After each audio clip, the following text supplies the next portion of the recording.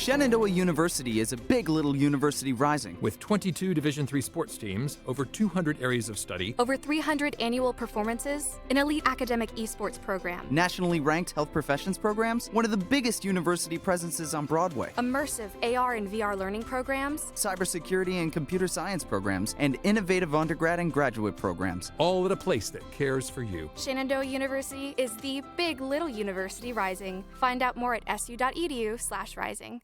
We have the Esports Arena right here on campus in Winchester, Virginia, and this facility acts as the hub for all esports activity at Shenandoah University. Students are able to use this space not just for competition and practices, but also as a living learning community and a sandbox for them to come and explore and practice and try out things related to and through esports in the gaming industry, so that they're getting that hands-on learning and the skills necessary to help them find a career by the time they graduate. We also have the professional level broadcast production booth, where we do all of our broadcasting and production, from casting of our games that we play right here on campus to working with outside entities to record footage for them as well. In addition to the space that we have here in the Esports Arena is the Esports War Room. Our students get to use that space for studying, but also outside projects. So our students get to use this space for professional development and the academic side of our esports program, which is such a critical component to go with that competitive element that we have.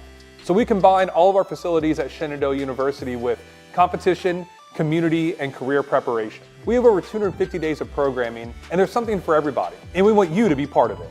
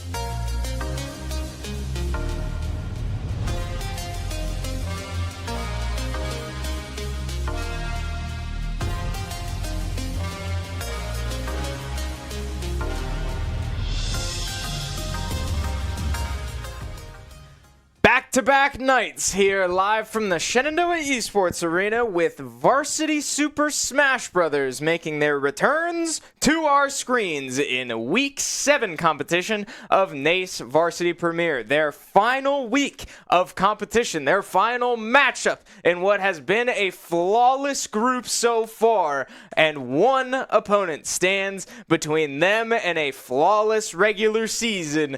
Eastern Tennessee State University. Hi, everybody. I'm Chris Clayton, joined alongside Ben Kincaid in his return after a long break from the desk, as we have quite possibly the heaviest matchup of this NACE group so far, as Shenandoah University is one game away from a perfect season. Yeah, a perfect season would be amazing from this roster, right? I mean, this team's been playing so well, so consistent with their play styles and their placements all semester long in both NECC and here in NACE, and I cannot wait to see this team go 6-0, right? Surely that's what we see here tonight. So, but it is a tough matchup, right? ETSU is very, very good. We take a quick look at what the group looks like here.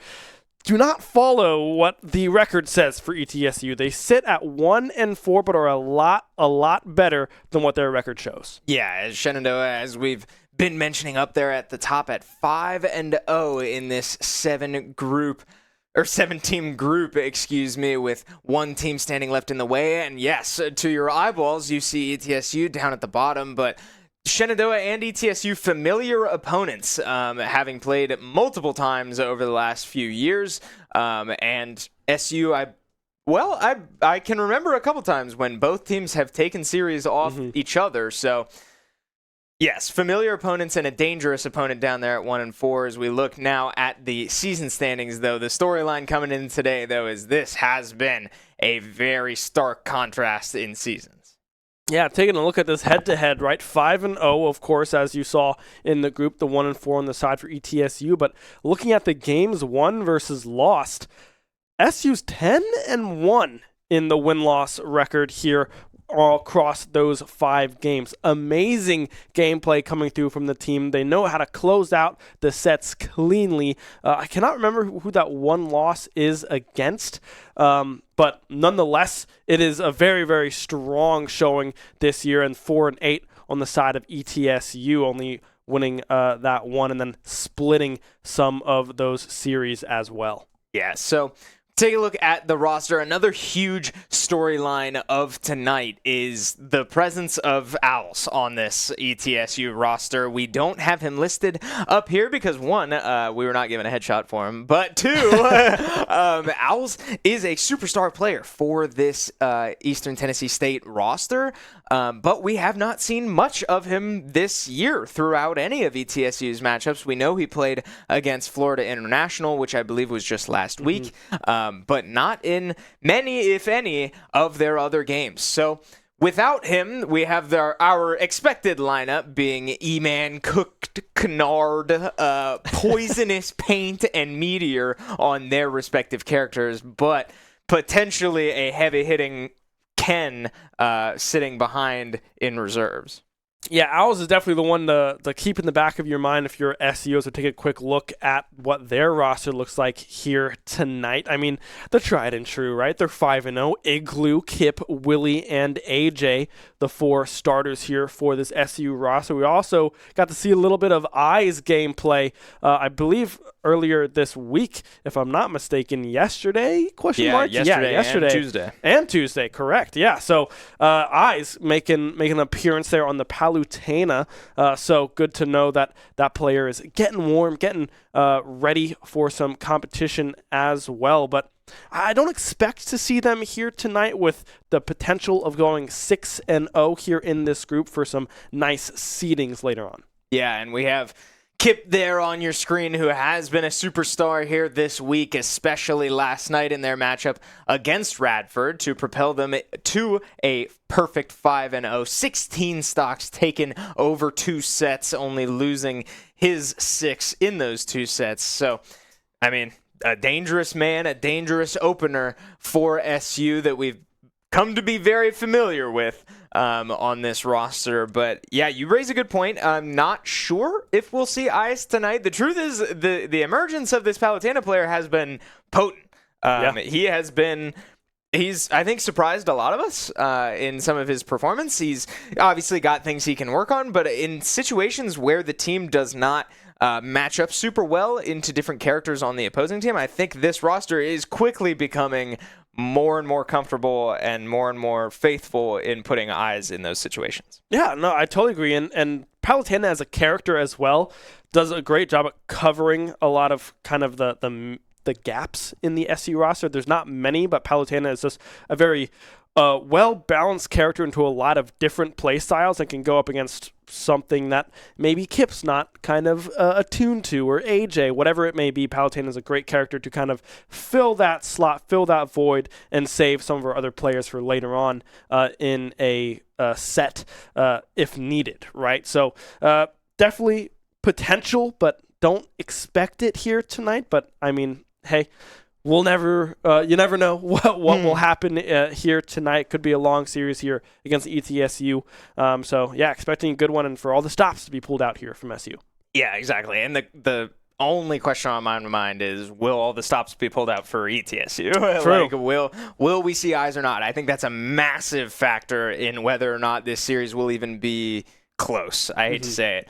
ETSU has a very talented roster. They have ranked players, but again, familiar opponents. We know the impact and the weight that Owls carries on this ETSU roster, and I think without him, that's a massive blow that SU is ready for.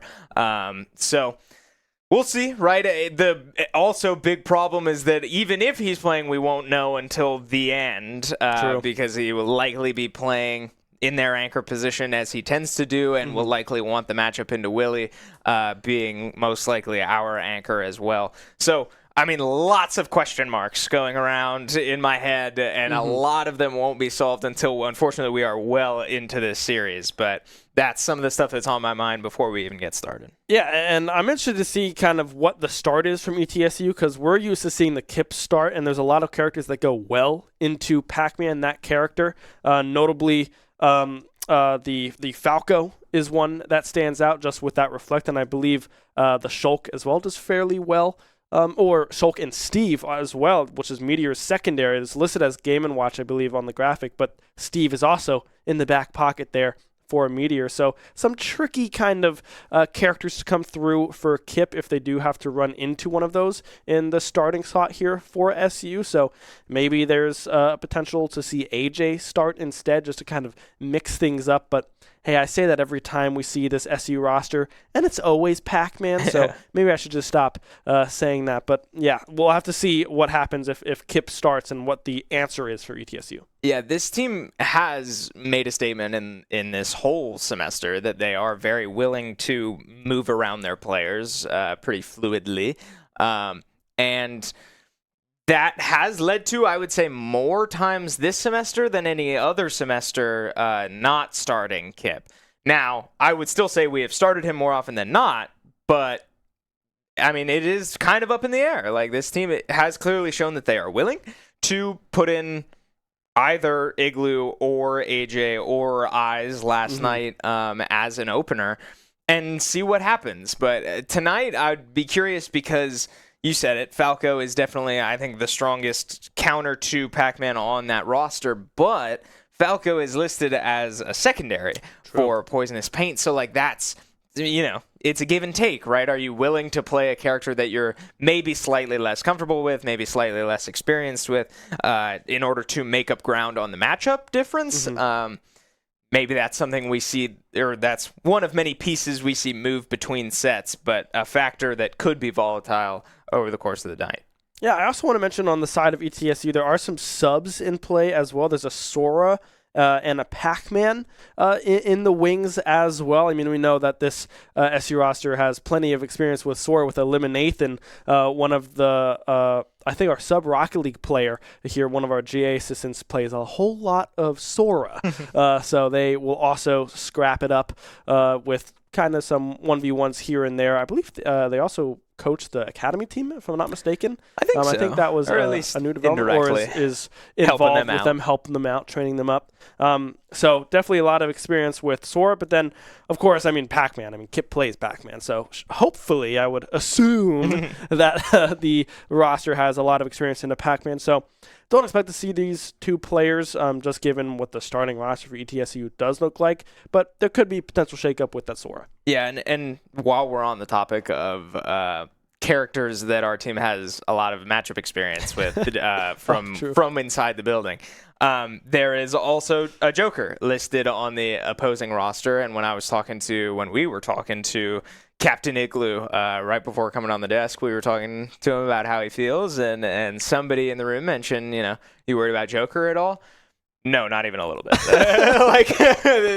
And none of us are, because this team has more than their fair share of matchup experience into a Joker, given previous players on this Shenandoah Super Smash Bros. Roster in its history. So that's hopefully something that we might, a light that we might see from Shenandoah, being that they are so comfortable into that matchup, that if we're looking for places to, make up ground, that hopefully would be one of them.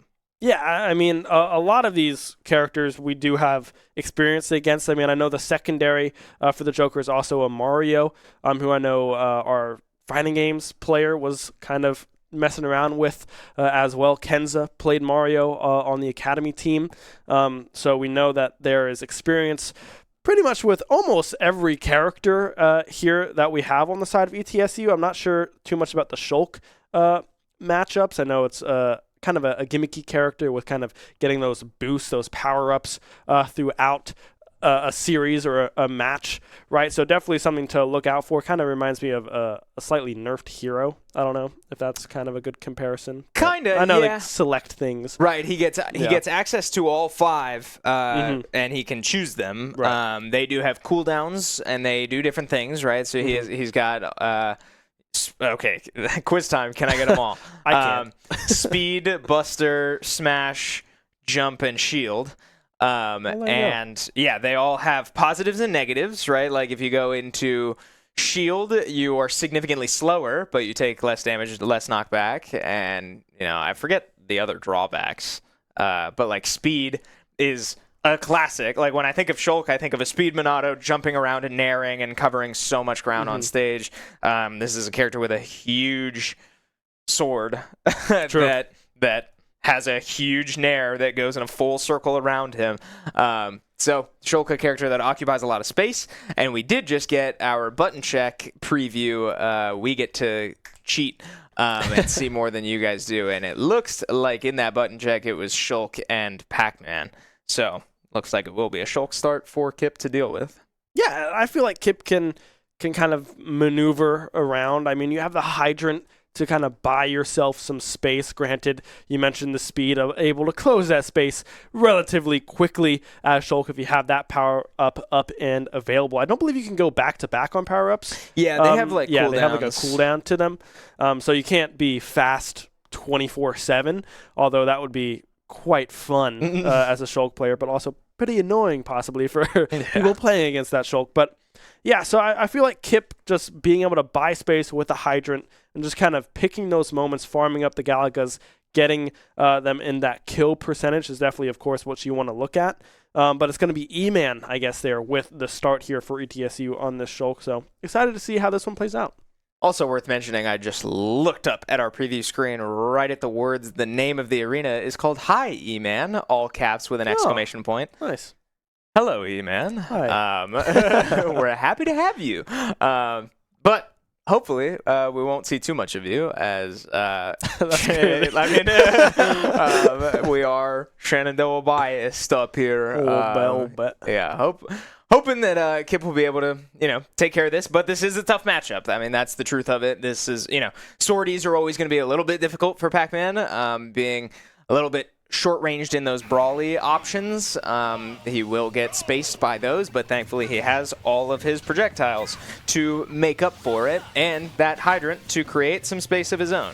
So we'll see if it's enough to pay off, but a Buster start from E-Man here, and already using that range to very much ward off Kip from a distance, and that's 80% right there. Buster enhancing his damage quite a bit.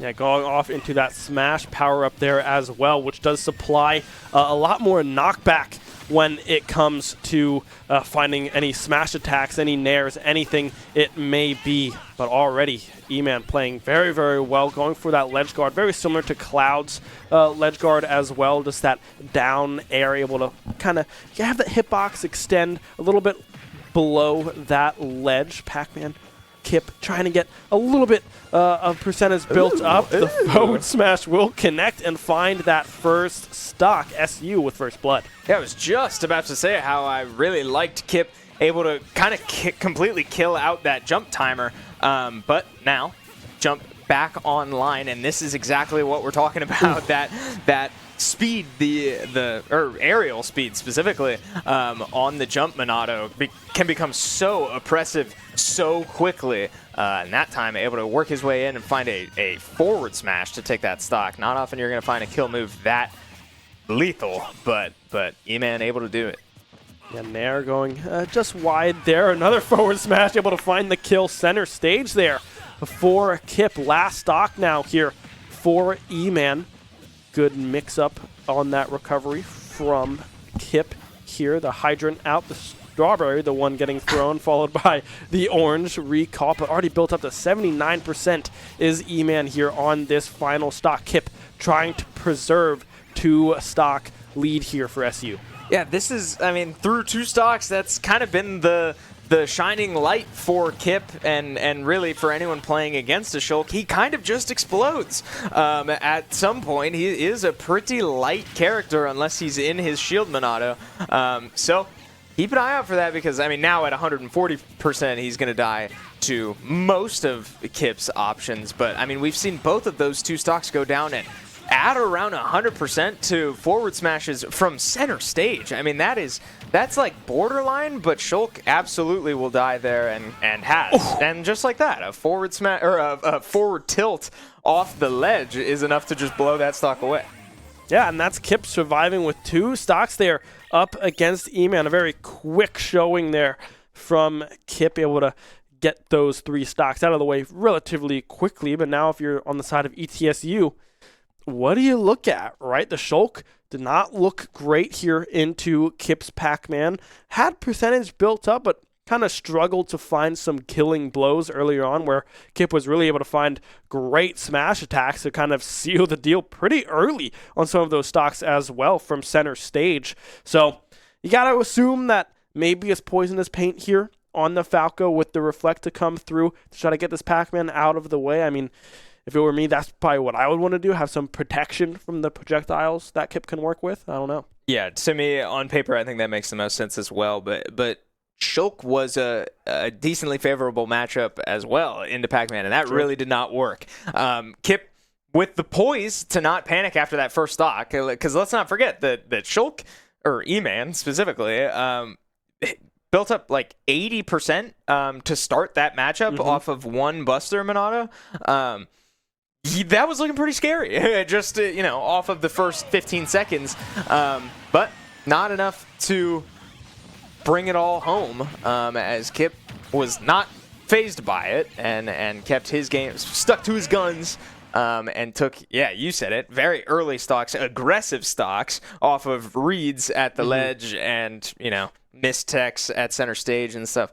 Little things like that. Kip was very comfortable in that matchup, and that scares me a little bit if you're ETSU. Yeah, I mean, Kip going on a roll is definitely something that has struck fear into many, many teams here that SU has faced over the time that Kip has been here at the school, right? A very, very strong player, and when they're hot, they keep going, right? Kip does not slow down very easily. The brakes don't really work on his car, I guess. So we'll have to see if they can bring it into the mechanic and fix those brakes and try to halt it here, but it does look like the response is going to be cooked canard on Joker is the response here from ETSU. Okay, sure. It's matchup-wise, not exactly what I was expecting, but maybe, player-wise. The thing about Smash Crew Battles is, we can sit here and think about what makes the most sense on paper. as much as we want, but at the end of the day, I mean, if Joker feels good into Pac-Man, Joker feels good into Pac-Man, and there's nothing wrong with that. So Cook Kennard calling his own number here, and opts to try to take on this Kip Pac-Man who has 2 stocks remaining. So bit of a hill to climb, bit of a hole to climb out of for ETSU as they load in their second player. And so far, both of these stocks starting off a little slow, right? Not a massive amount of percentage getting built up on any of these players. No one cresting that 50% mark just yet, just sitting around that 40, right? Ledge guard trying to come through with that side special, but can't quite connect on anything there, with Kip able to recover quite cleanly. A catch of the orange means that that combo starter is nullified, but won't be able to do much out of that as Arsene is out here and ready to go. This could be trouble here for Kip. Yeah, this is Joker in a nutshell, right? This is time when this is time to run away if you are Kip. This Arsene now halfway down, but does find its first stock off of the back area. You're going to see Kip sit on the Halo platform as long as possible, again, to stall out this Joker as much as he can, or stall out the Arsene specifically. And now Arsene is gone, so just like that, I mean, Joker is a character where you have turns, and this is Kip's turn. And just like that, with a jump and a Z-drop with the bell, finds the stun out of the shield, and a forward smash will absolutely kill Joker in that position. Galaga there connecting as well, able to get 57% built up onto that second stock, but Arsene up and available yet again, but still high percentage here for Joker. Could potentially find the kill without taking too much damage. Is Kip. Hydrant is there, bell in hand, tossed out and caught there by Cooked Kennard. We'll have to see where that usage comes from, or if they're just going to hold on to that bell for quite some time, because with that in the hands, Kip cannot farm for anything else. Yeah, ooh. Can't hold on to it for forever, but does finally get some value from it, but can't punish off the stun. So 130% now on this on this Joker. You have to think we won't see another Arsene before that stock is lost. Kip not expecting that bell to land, but it does. So he gets a forward tilt and nothing else. One more bell regrab goes wide. So Kip's gonna, oh, never mind. I was gonna say look to charge up another fruit and set up another play, but one back air straight to the face will just take that stock outright. Yeah, 79% built up here on Kip's last stock now here for Cooked Kennard. Kip can very easily walk away with this one, right? The Ascend bar is getting relatively close to pulling out the persona here for Joker, but we'll have to wait and see if they get that far. The ledge guard coming through from Kip can't quite find that down air, and there is Ascend up and ready to go. Galaga out, will be able to connect, but all trying to find that jab, that cancel there on the ground, but can't quite find it, is Cooked Kennard. That really confuses me. With the jab reset, I would have assumed they would have gone for a down smash, but opting for the up smash, and it completely misses. Now Kip with a good couple whiffs there off of stuns from his bell. Both of these players very, very high percentages. Another bell comes out, but I think Kip is noticing that this Joker is kind of struggling to avoid them, as that one gets caught and almost put right back into Kip, but can't find it yet. That's a key, and it does come out. Still not enough. Joker, not the heaviest character, but heavy enough to survive that, but not an apple at 150. Kip takes another 3 stocks and adds them to his collection with 1 more remaining. Yeah, through 2 players there, 6 stocks to 2 in favor of Kip. And now you got to assume, surely, that this is the Falco to come in to try to clean up this last stock. Joker, a little bit of a curveball coming through from ETSU, but Kip able to survive, only losing 1 stock there. So, yeah, I mean, Kip on a roll yet again here in this first set.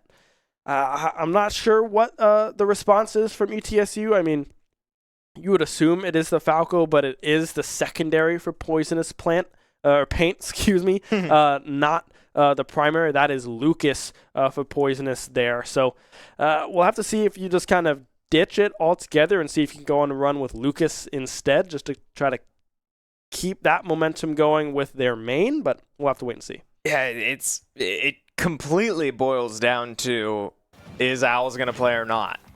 True. Do you have 2 players left, or do you have 1+ owls? That I think completely determines who this next character is, because now you're in a position where you can sort of play around this last Pac-Man stock with any character you want. As we watch these replays and notice that, Joker only took one, and a nice apple there on the ledge to take Joker's last in response. Now you can think, I might put myself in a bad matchup against this Pac-Man, just go in and take one, maybe trade one to get things rolling. But if maybe Owls is not on the table and you're willing to put Meteor in that anchor position, then you do put Poisonous Paint on their secondary just to, again, get things rolling. Hard to say, but now I'm sort of the mentality that with Pac-Man only having one stock, it's probably not worth dropping to your secondary just to take one stock out of 12. Yeah, no, I definitely agree, right? You want to be able to get that momentum going on your main and not have to worry about playing a secondary, right? If you get Lucas going specifically, has some fun interactions that you can do and is somewhat of a tricky character to try to deal with, as well as it does look like it is going to be the Lucas coming through from Poisonous Paint, dodging the Falco like we thought might happen, just trying to get the ball rolling on a main character. Yeah, and I totally think this is the right move, because again, you do have somewhat of a hard counter in your secondary option, but you take that one stock, and what now? You're stuck with your secondary pick into so many Shenandoah stocks.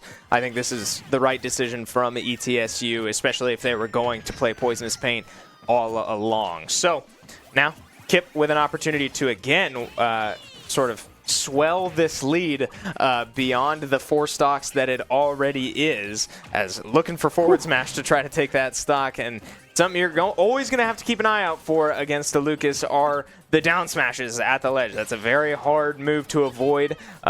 This Lucas opting to not go for it just yet.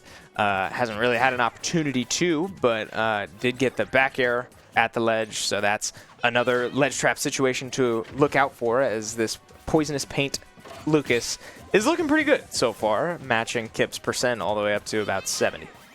Yeah, if Kip can find a stock, well, just as I say it, the one stock is gone there for Kip. Poisonous Paint able to survive with 3 stocks remaining there and finally get through SU's first. Players now 9 stocks to 6 in favor of the Hornets. And now what do you do if you're SU, right? I mean, Eyes has been looking good. We know AJ looks very good into some of these matchups here against Lucas with the Reflect. The PK Fire kind of nullified, but it looks like Igloo is the one to sit down in the chair on the Yoshi, I would assume, to come through from Igloo.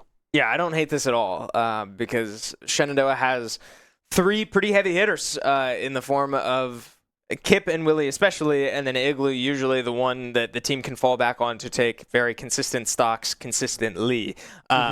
And I think the vision here from SU is, all right, we have a large lead.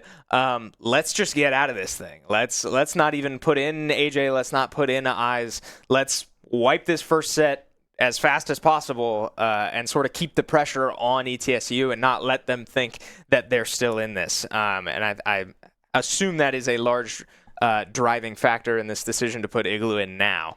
So I like it. It looks like we will get Igloo's Yoshi specifically over the Samus. I think that's also probably the right move, as I assume Yoshi would do fine into Lucas. I don't see why Samus would do any better, I guess I should say. So we load it in, and no stocks need to be SD'd, so we are underway.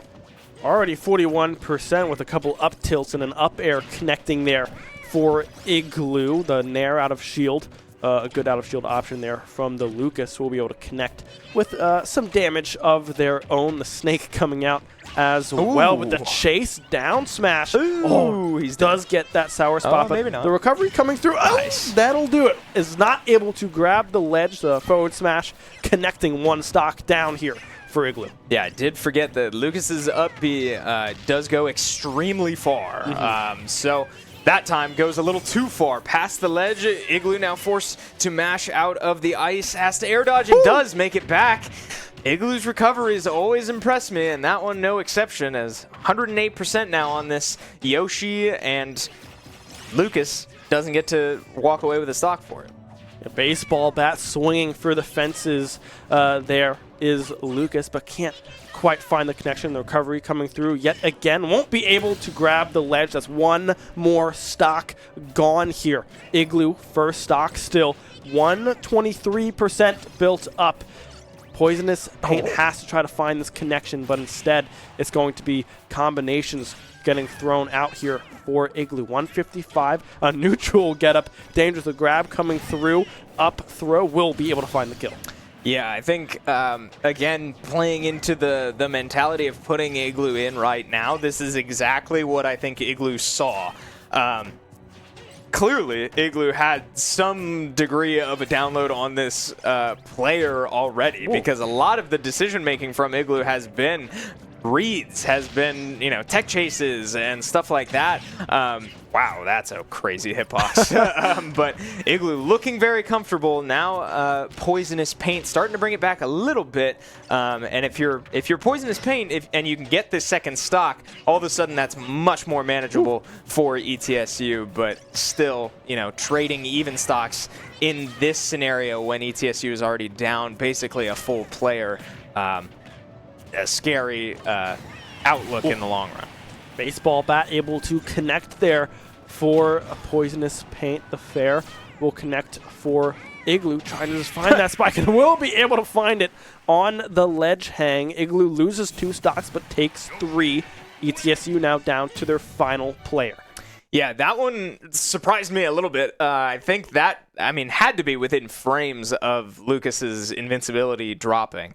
But frames are all you need in a fighting game, and Igloo able to put the forward air right where it needed to be and avoid any more trouble from this Lucas. So forcing ETSU to show their hand. Who is this last player? I don't know. The $1 million question. Because again, I think it completely affects the outlook of this scenario, right? A 7-stock run is sitting and waiting for whoever is coming in next for ETSU. If it's Owls, we've seen Owls give serious trouble to many of Shenandoah's players. So that, in my opinion, is a glimmer of hope if you're ETSU. If Owls is not available, then maybe this is a lot more scary. Yeah, if Owls is not the one to come in, right, you have to assume it's Meteor, the one either on Game & Watch here or on Steve. 2 very, very strong characters in Smash Bros. Game & Watch, a lot lighter of a character, but has a lot of interesting gimmicks in the air specifically. Does very, very well.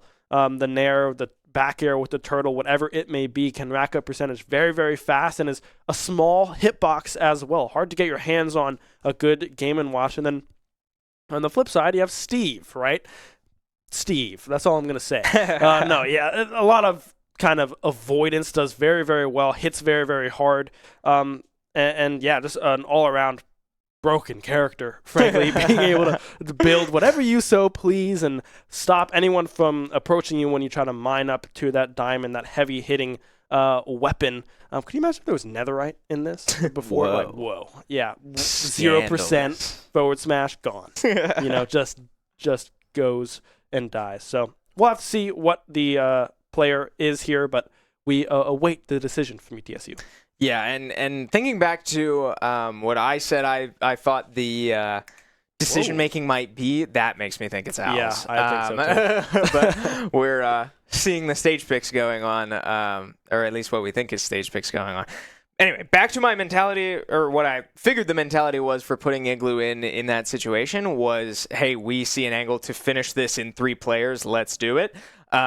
I, again, think that mentality hinges a lot on whether or not they were going to run into a very talented Ken player or not. And as you can see on your screen, good news for Shenandoah, because this, I don't mean to downplay Meteor here. I apologize if that's how this is coming off, but truly there was a massive threat lying in the shadows here for SU, and it looks like they will not see it in this first set. Yeah, we can already see the fares. That's the Nair there. The fish bowl covers a whole lot of ground.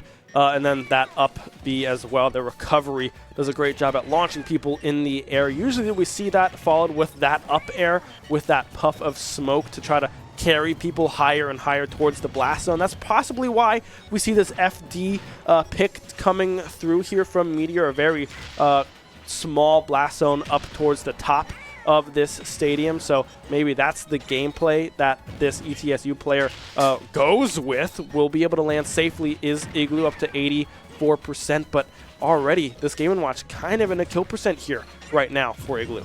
Yeah, Game & Watch, a very just like well-rounded character in Super Smash Brothers. Has a lot going for him, including safe moves. Namely, I think of Game & Watch Neutral Air being one of the safest moves in the game. Just like that, though, not enough to protect him from a Yoshi back air.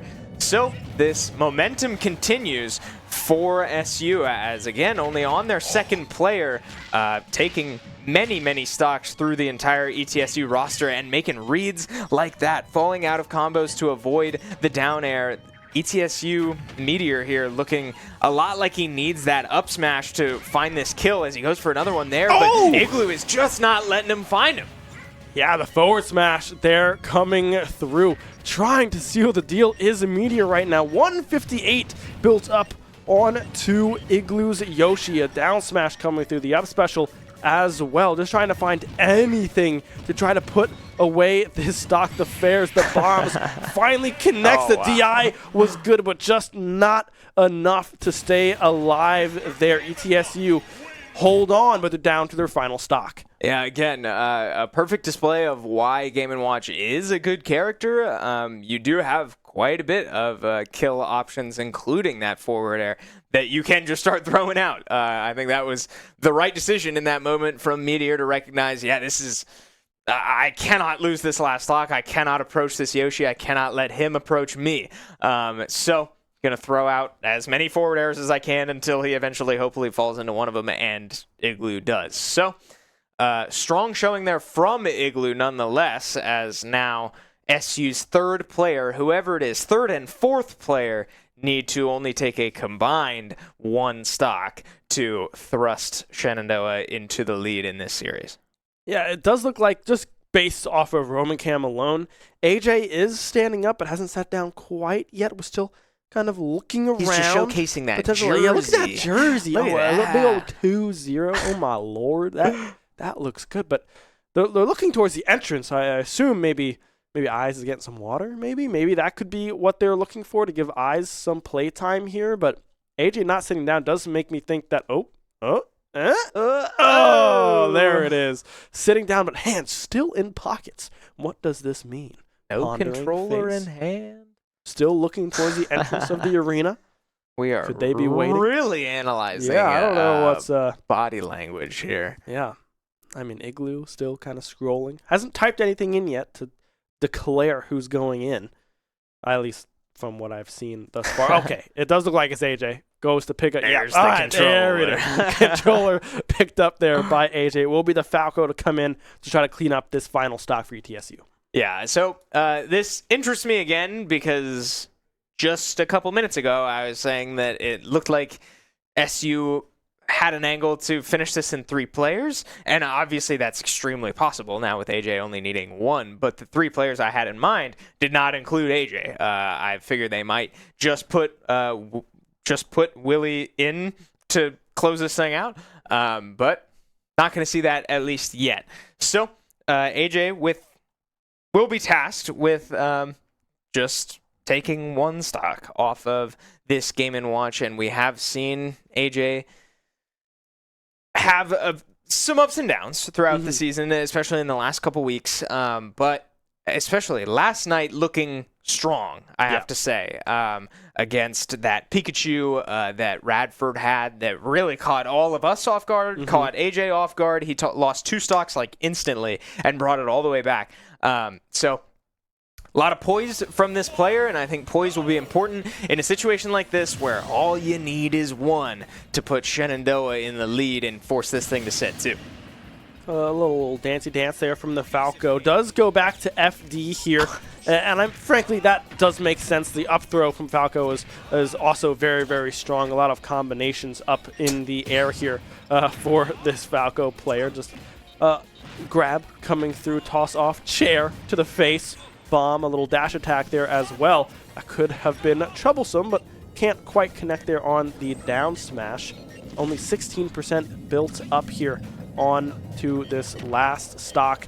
That might do it. Yes, it will. That down smash into the forward smash does connect, and that's 1 stock off the board here for AJ. Yeah, and that's pretty good news if you are Meteor, because again, he's only taken 17%. He is absolutely seized control of this stage and has not let AJ breathe the moment he gets off stage. And that's something we've seen AJ sort of struggle with, is his recovery options. Sometimes struggling to just get back to the ledge with his side Bs and his up Bs.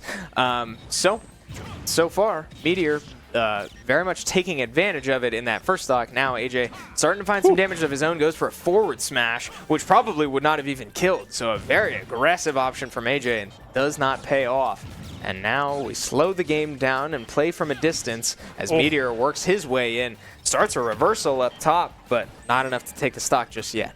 Yeah, spot dodge is clutch there to avoid that down smash from AJ. Still a very high percentage. The backer, the turtle, the one to try to seal the deal there on that second stock, but can't quite find it. Laser getting brought out here, getting some percentage ticked away here, holding that shield is AJ. The side B into back air won't quite find the kill. The DI coming through from Meteor does keep them alive.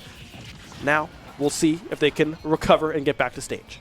Yeah, I thought that forward air might do it, but the spike won't do it either. It lands on the stage, and Meteor still clinging to this last stock, finds a second, and this is where you are going for moves like that. We see the side B come out. It's not, the Hail Mary was unanswered, and AJ does take his 1, and we wrap that first set up with a Shenandoah win. So, big question answered there. Meteor number 4 for ETSU, and I feel like a massive weight lifted off of SU's shoulders.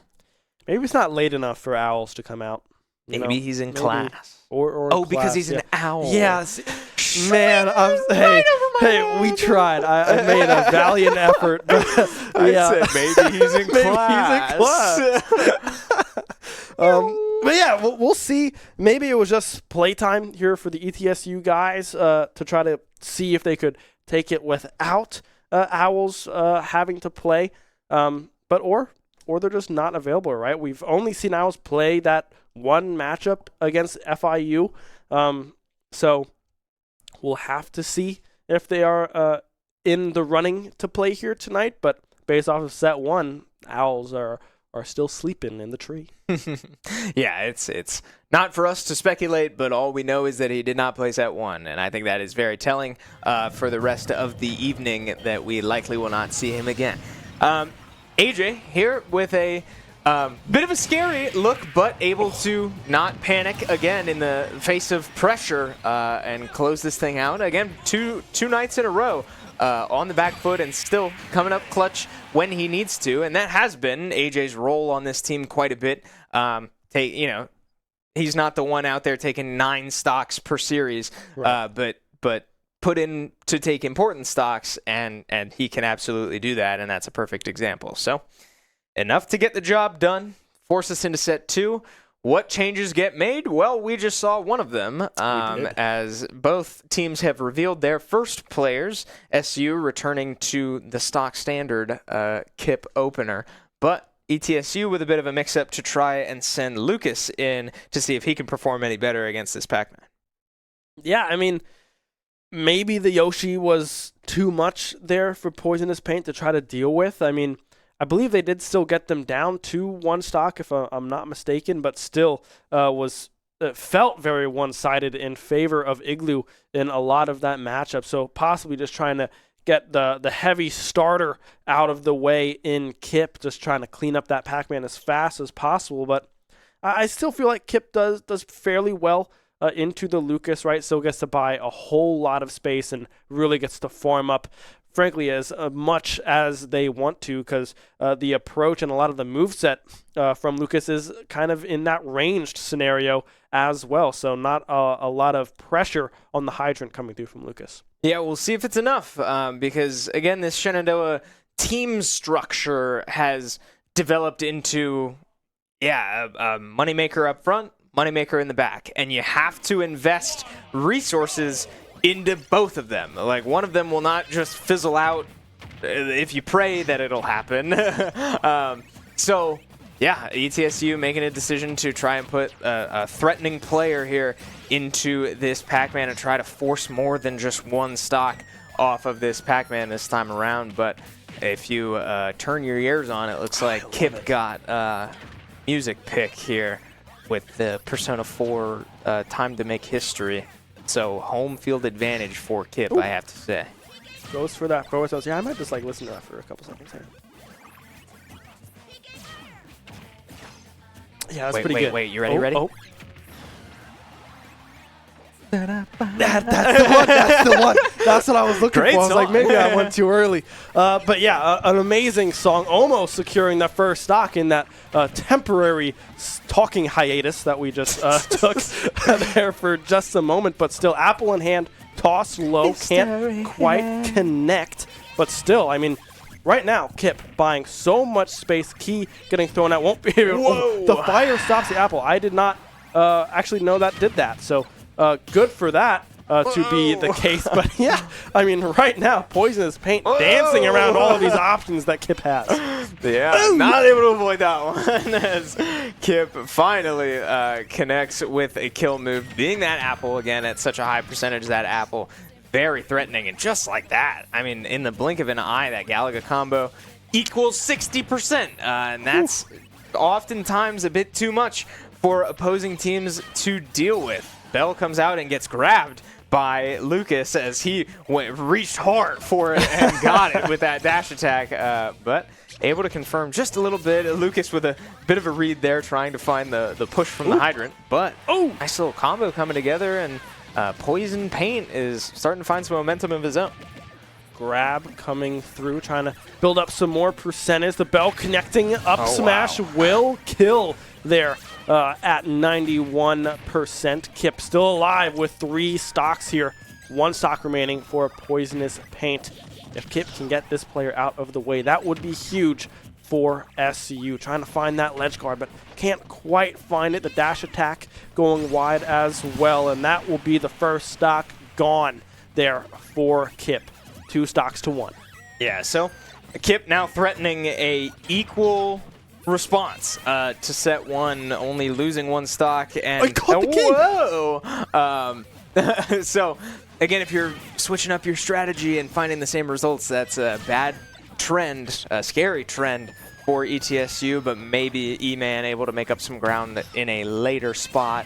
We'll get there when we get there. But if Poison Paint is not able to get the second stock off Kip, bit of a scary situation for the rest of the ETSU squad, and Kip certainly trying to make this as overwhelming as possible. Puts the bell right where it needs to be, forces the roll, and Kip sitting there waiting with a ghost. I forget the name of the red one. I never remember. I want to say it's like Larry or something, like Is something it? standard. Yeah, is it the one that doesn't sound like all the others? I'm gonna look it think up. so. Here we go. I can't remember. That's a great question. But yeah, I mean, the setup on that ledge guard was perfectly done by Kip, right? If you go to jump, you're going to get hit by the bell, and you're dead anyways. If you roll, the forward smash is there, you're dead no matter what. So a really tough situation there for Poisonous Paint to try to deal with, but was able to get 1 stock out of the way. But now, is it E-Man to come in to try to clean up these last 2 stocks? I mean, we saw them start against Kip last time, and they were also only able to get that 1. It's Blinky. Blinky. Blinky is the red one, Pinky is the pink one, Inky is the blue one, and Clyde is the orange one. So, hey, we got there. And I believe that is I don't think I've ever paid too much attention to Pac-Man's smash attacks. I think those are his. I think it says down smash is the orange one, right? His I forward think is red, so. up is Blue. blue. But then does down smash Well, have does down two smash different have both? colors? I think don't so. know. It might actually. Huh. Now I'm curious. kinda cool. Now I'm gonna be Down watching. smash. Down smash as soon as you get in the game. I need to see. Yeah. I don't Please. know if Kip can hear us. Probably Probably not. Yeah. But well, we will We'll find see. out. Yeah, next time we get a Pac-Man smash attack, I will be paying very close attention. But no switch up in the second position, so I have to believe we will see E-Man come in third to try and make up some ground as SU once again threatening already 2 stocks up and into ETSU's second player. We'll see if Kip's able to continue his own trends from set 1 or if Cooked Kennard can try to bring this thing back. Yeah, we'll have to see. 29% already built up here. Galaga able to connect through the spot dodge there. Hydrant down yet again. Farming up that Bell and or Galaga. It's Galaga this time yet again. Oh, the Hydrant connecting there as well. Arsene up and available, but can't really get close to Kip right now. Playing great spacing. The Bell getting tossed out left and right as well. Side special connects, but can't be followed up on here for Cooked Kennard. Yeah, it was really well played by Kip. Arsene goes away faster when you hit Joker. So he got the key off. He got, I believe, like a neutral air off. Went for a Bell, but just like that, I mean, Arsene was gone, right? The moment he appeared, Kip landed a key, and then by the time Joker came back, Arsene was halfway gone already off of that one interaction. This time around, Arsene is back already after using the Rebels Guard to build up some bar, but down air, up smash, not enough to confirm. Joker goes to grab the Bell, able to recover with the help of Kip's down air, but still not enough to take a stock either direction. So an extremely aggressive option from Cooked Kennard doesn't pay off. 2 Arsenes in that stock and 0 stocks taken from Pac-Man. Yeah, Apple, the one to seal the deal on that first stock. Another great Galaga combination coming through. Arsene up and available, trying to find that down air. Can't quite find it, but gets out of the potential killing move there from Joker. Back to a farming sim for a short time. For Kip, Galaga in hand yet again. Just trying to wait out this Arsene. Very, very close to being able to do so and will succeed. And was able to build up 98%. Oh. Yeah, we know that oh, man. Hey, it was red. That was red. We know that Arsene back air can be so lethal. And we saw Cooked Kennard go for it off the spike from his down air, but just a little wide. Now Arsene back. But again, eating some damage from Kip means Arsene's going to go away pretty quick. And this will be, I believe, the 4th Arsene of the match. And still Kip holding on to this stock very well through these Arsenes now at 124. That one, I forget if it's Tetrakarn, I think, is the name of that move. Wonderful I've played question. Persona. Not P5 for me. I don't play P4, Yeah. so I have no idea. I don't know if they I think overlap. It's a They move. probably Yeah, do, the right? moves do. Oh, yeah, the move It's names. it's just Tetrakarn, I believe, is a physical reflect, and Makarakarn is a magic reflect. Connor's in chat. That makes sense. Connor, I think bail that's me right. out here. I believe his melee reflect, or his counter, I guess I should say, is Tetrakarn, because he also gets a reflector, if I'm not mistaken. But oh wow! I've never seen that before. That's so cool. Yeah, Kip able to put the green fruit in place, a very slow-moving fruit, and throw Joker right into it, and that green fruit hits hard. That's so cool. I've never seen that. That is awesome. Man, every time I see Kip play, something new happens. No, exactly. I don't blame that's you at so all. cool. I like the bat. Like what? That's so cool. Yeah, nice. Yeah, the melon does hit very hard because it moves very slow, so it's very easy to avoid. But if you get back thrown into it, you'll die. Yeah, at absolutely. 100+%. Yeah. No doubt about it. So, as we bring you back to stage select. Here we go. Hey, welcome back to the booth. Fun moments back here today. Yeah, Kip's still chugging, and that's bad news for ETSU. Now 2 players down, and Kip with all the momentum in the world right now to continue this run just as he did in set 1. A repeat of set 1. Again, I've said it a couple times now, would be bad news for ETSU for obvious reasons. But thankfully, they do still have a mix-up in their pocket in the form of we know that E-Man will likely be one of these 2 stocks. It's just a matter of what value can he provide now in a different scenario than set 1.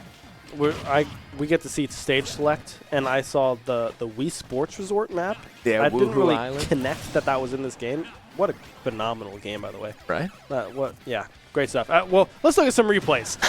Right, Bell was in hand here and was able to find, red.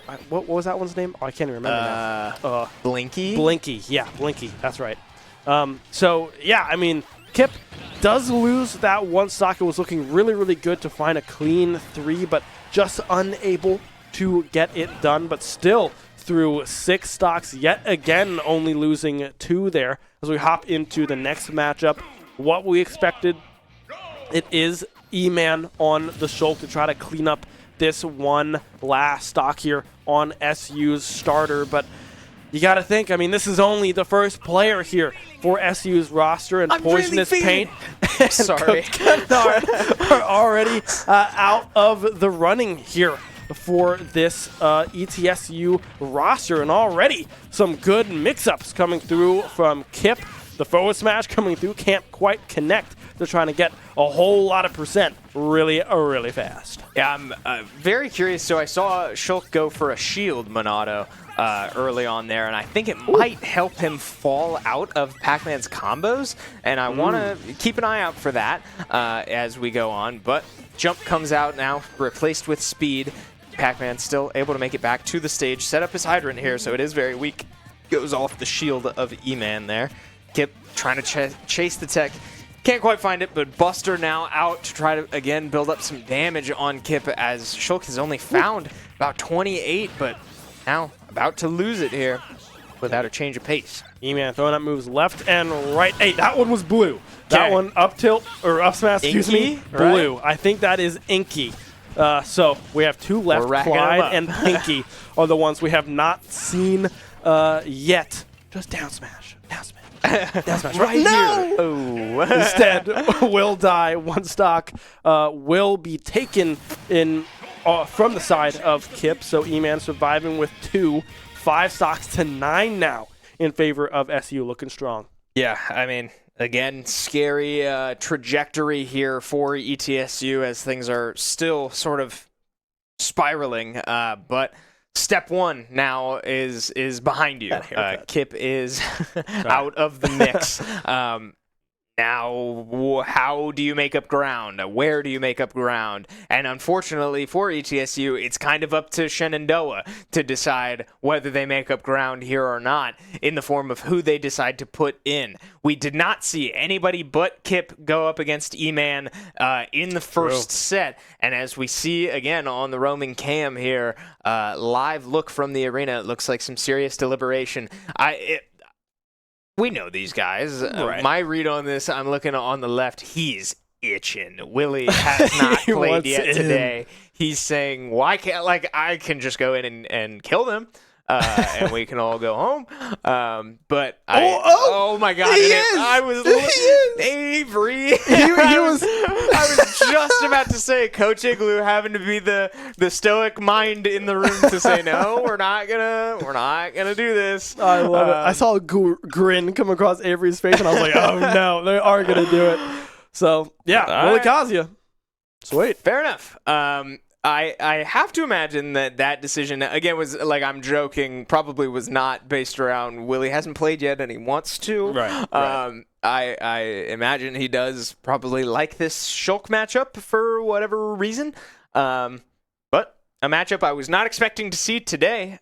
We get one in front of our very eyes, and it will be a Shulk 1 stock down in the head-to-head. But I, on paper, would think that this would be pretty hard for Kazia to play, and I'm excited to see how Willie does it. Yeah, I mean, Shulk has so many options and a lot of range with the sword, with how big that sword really is. So it'll be interesting to see what the matchup looks like here with a Kazuya. Right now, doesn't look too bad, right? Able to get one electric off, but that shield coming through will switch over to Buster. Oh, another that's a one bad that time to upbeat. switch. Oh, yeah, that is tough. One stock down, only 8% put onto Willie's first stock. Yeah, so again, keep an eye on the shield Monados that will be used to fall out of combos like this. I have to imagine Willie's ready for it. Yep, and he is. Look at this. This is different as he goes for multiple electrics, multiple crumples. Very much does know how to play around a Shulk that can fall out of combos. And this time around, Willie absolutely making light work of the Shulk, showcasing why he wanted to be put in that situation. That's crazy. Whoa. That was something. Yeah, electric crumple, electric into another crumple. Whoa.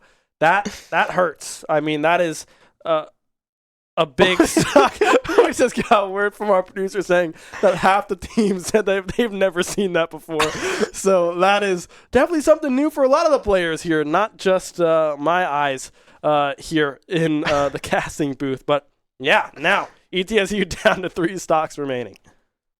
Kazuya is a character that is I hesitate to use the word solved, but pretty like textbook, right? A lot of his combos, a lot of high level Kazuya gameplay is going to look similar to each other. They're doing a lot of the same things. It's not often that I'm watching that character and I see something that I genuinely have never seen before. That's one of them. Check that box off. That's cool. Was not expecting to see a new Kazuya combo. But Shulk, again, just is a weird niche that can fall out of combos with that shield Monado, but Willie has obviously had to deal with that in the past and made quick work of it. Yeah, I wonder if that's like Shulk exclusive. Like 100%. That combo. Like, surely there's no way any other character can even fall into that combo, right? That is, there's no way. Will we see? I don't know if we have it clipped or not. No, it does look like this is just the next. Oh, maybe yeah, this will be. Oh, yeah, this is just the stock. We'll see. Oh, yeah. Okay, tough. never mind. But yeah, I mean that was insane. I've never seen that before. And it does look like the response, no owls here tonight from ETSU yet again. Meteor on the Game & Watch to come through. The stage pick is okay. That's crazy. I mean, you can't hit him. Hey, yeah, when he's doing like that. completely invincible for that too. Yeah, I mean, Willie's starting things off with a bunch of crouch dashes. I do think again this matchup favors Kazuya here, as Game & Watch does tend to play in Kazuya's danger zones, sort of floating up around him. But Game & Watch does have some options on the ground this time around. You see the side B coming out. I wonder if that was just a bit of a mash panic to get out of that combo, and it worked. So credit to Meteor for being able to get out of that combo, but still now up to 100% on their first stock and dash attacking right into Willie's shield. And that will be one down here for Willie. 56% built up onto that first stock. Trying to find the ledge guard with the fares, but can't quite find the connection. Another electric will connect. Now getting carried up towards the ceiling, but has the rage drive up, and will just find the grab immediately as they hit 100%. Oh, and Willie went for the uppercut there, and it did not connect, but might have just killed outright. This one definitely will, and again, Willie not losing a single stock through this run so far in his first appearance on stream here tonight, making the most of it. 4 uncontested stocks here as forward air lands, and I didn't see if Willie has his jump, won't need it, but able to make it back through the sausages or whatever those are. I want to say, are they pancakes? I feel like they I don't know. He's flipping them off like a pan. Yeah, that's true. That's true. I don't know. Yeah. Who knows? Well, nonetheless, one stock down here for... Ooh, does find the down smash. Electric does connect. Can't quite find the read. Whoa. The apples, a 7, the one picked up. Kazuya, Willie, able to grab one of those guys as well and heal some percentage up the tech coming through, getting being able to avoid another down smash coming through from Meteor. Oh, I think it's a mixture of a lot of different foods. Because I think I saw like a drumstick in there too. Like that's a chicken wing off a pan. There's no way. Valid. Right? Definitely could be. Well, hey, we've had quite a change of pace here as Meteor has more than settled into this matchup and has taken now 2 stocks uncontested from Willie after Willie takes 4 to start things off, but still one stock separating Willie and Shenandoah from a perfect season, I remind you. Willie looking to be the one to do it. Game & Watch now up to 114, but Meteor not looking to let it happen. Throwing out the side Bs and hoping for a miracle. 2 9s come out within 3 side Bs, and Meteor's still fishing for him. An 8. Very, very close. Okay, and that will seal the deal. Willie getting some game time, showing us something a little new there against that Shulk matchup, but we'll be able to find 3 stocks against Meteor, and that secures SU with a 6-0 record here in NACE Varsity Premier, undefeated and only dropping 1 set. Yeah, I mean, how about it? This team has been a different beast this whole semester, taking series off teams that have given Shenandoah serious problems in the past. And just like that, a 2-0 over ODU, a series win over FIU, a series win over Delaware. This team absolutely had to work for it, and they did. They have absolutely been reaping the fruits of their labor through this semester, and it results in a perfect regular season going into playoffs.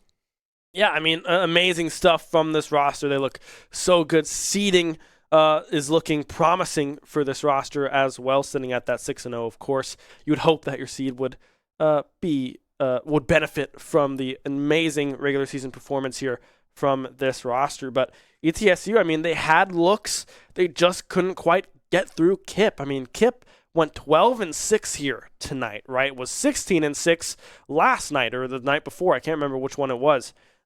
But yeah, I mean, Kip has just been all over the place right now, and a lot of teams are struggling to get this Pac-Man out of the way. It's been the gospel of this team that Kip is forced to be reckoned with, and a lot of teams can't reckon with him, and it quickly puts you in a hole that you can't climb out of, and that's been the winning formula for this SU squad for many years now. And then the addition of Willie on the back end just makes it that much harder to overcome that early deficit that Kip tends to give. It's a winning formula, and winning is what they have done with that formula now. Perfect 6-0. As we have our player of the series. I mean, we've been talking about him already. 13-6. He did take 13 on the day. But yeah, I mean, a strong showing from Kip, and we've just come to expect that from this player. Yeah, I forgot he took that 1 stock off of that Shulk as well in that second set. But yeah, I mean, what a performance from everybody on this roster, right? I mean, left and right, just throwing anything they can, and a lot of it hitting true. And now they graduate to 6-0 here in NACE. Speaking of graduation, we have the graduating member of the team trying to close out his last semester with a bang, and well on his way to doing so with a perfect regular season in NACE Varsity Premier Division 1. Igloo? What's going through your mind right now? It's really exciting, Chris, because like you said, this is my last semester competing for Shenandoah, and it's been such a wonderful ride here. I mean, and the fact that we're able to have this kind of season is just really indicative of the journey we've had as a team and the development these players have made. Like the individual performances of these players is just really, really exciting. I mean, watching Kyle be able to do that in some of his harder matchups. I mean, watching, Will be able to do his thing, watching me be able to really get active this game, really exciting stuff. Like, we just made a lot of developments, and it's really exciting that as the coach and the developer of these players, and as someone who feels like, their strategy has really helped this team develop, it is really, really exciting to see us not only really stomp these teams that I expect to win against, but also pull out wins versus other teams that I don't expect to win against. It's been a really exciting season, Chris. Yeah, I want to talk to you more about the matchup here tonight. You and I were talking before the series started. We know that this ETSU roster is strong. They had an impressive win over Radford as well. Expected a pretty solid matchup here tonight, and you guys took care of business pretty soundly. What did you see out there? What looked good, and what was the takeaway from tonight? Yeah, I expected a really big issue from us in the front half of this match. I really liked myself into Game & Watch Steve, into like the Falco Lucas if it came to that, and I wanted to go in, back half, gain some momentum with Will after we were already down in the first half. And then we just never were down. Like, the first half went really, really well. Like, we know that they're going to start Shulk into Kyle because it's their best matchup into him. And when Kyle can get out of there with 2 stocks, I mean, they're in trouble from that point on. Like, that's not a match they can afford to lose, and that's really strict standards. But that's just how it's going to be versus a team like us who can really match well into the rest of them, like skill-wise and matchup-wise. I expected the Falco after the Shulk to make Kyle's job even harder, but I think they went for a more comfortability pick rather than a matchup pick. And I'm not saying that's the wrong decision, but the fact that Kyle was able to outpace the character, the skill differential really didn't come in for ETSU, and it really just made for a show that Kyle was able to put on display for us. And then I got to play the matchups I wanted to play anyways. It was just, everything really just went in our favor. Yeah, so you guys advanced to 6-0 here in the group. What has kind of the journey been like just throughout last semester, your time here at SU, to accumulate all of this experience with this team, with this roster, things changing left and right, and then being able to sit at 6-0 here in Varsity Premier? I mean, what is that feeling like with this roster? Yeah, things do change a lot. There's been some turnover on the team. Me and Kyle have, stuck it out for the past 3 years. We've been kind of the anchors of this squad, and AJ's been around for a long time as well. And it's been really exciting just seeing all of our developments. I'd say like the biggest change that we've seen is just that the matches that we're expected to win, we're just really crushing it, and the matches that I really thought was going to be close this year, I think especially about ODU. I thought that was going to be a really last game, tight set, and that one was more routine than I really thought it was going to be. I mean, those kind of developments are really, really exciting. A team like ETSU here, I wasn't fully confident what roster we were going to get, but I mean, this is a roster that has multiple PR players, and the fact that we're able to come out of here with a strong 2-0, we've only dropped 1 game this season, and that was in our very first set to FIU, and in my opinion, that is a top 10 school in collegiate right now if they're playing their full squad. I know there's a bit of shakiness, with our match versus them, a bit of an intro match for them, but I think we got a little lucky in that regard, I'll admit. But, I mean, it's really exciting that we're able to, push players like Sure Hyper, push players like ODU, like Novastar, Angel Eyes. Like, it's really exciting that we're able to, like, see these teams that we've played in the past and really just dominate in a way that we haven't before. And we've just been individually developing so much. I have been personally studying a lot of Justin25 from Wichita, who I believe is the best Yoshi in collegiate right now. And it's been really something that I feel like I've been really stealing a lot of his setups and things that have really, I feel like, helped me shine in these crew battles. I'm really excited to take that into playoffs. I think right now my job is, not really a flashy one. It's kind of to take a mid-range of stocks that are really important. That's really what I do. But it's kind of exciting that I'm trying to pick up when Kyle can't go on those runs, because that's when Shenandoah is going to struggle, is when he can't get that big load off the beginning. That's going to be when I have to step up. Right now, I can do a lot of things in the mid-range, and I'm a very consistent player. But if I can learn to go on more runs like Kyle does, it makes it so that he doesn't have to do it every time. That's a development I want to see in the future, and that's something that Kyle's been doing better and better at, so I don't have to do that yet. But there will come a time very soon where I have to pick up that slack. Mm-hmm. Yeah, you sort of started to lean into it there. I'm curious, we can talk about 6-0 as much as we want, but now that's in the past, right? Playoffs still ahead of you. A lot of Smash still left to be played, 0-0. What's the mentality going into your next matchup, whoever that is? So we're very excited. We're very, very excited. Since I have come to Shenandoah, I've only missed one NACE playoff, and I think that's a much more impressive statistic than everyone at home may know. When I first came to Shenandoah, like the league I thought was, pretty good. There's a lot of good Smash players in it. But now when I look at the league, it's like when we're talking about the Super Conference, we're talking about teams that are fielding 3 minimum high PR players on each squad.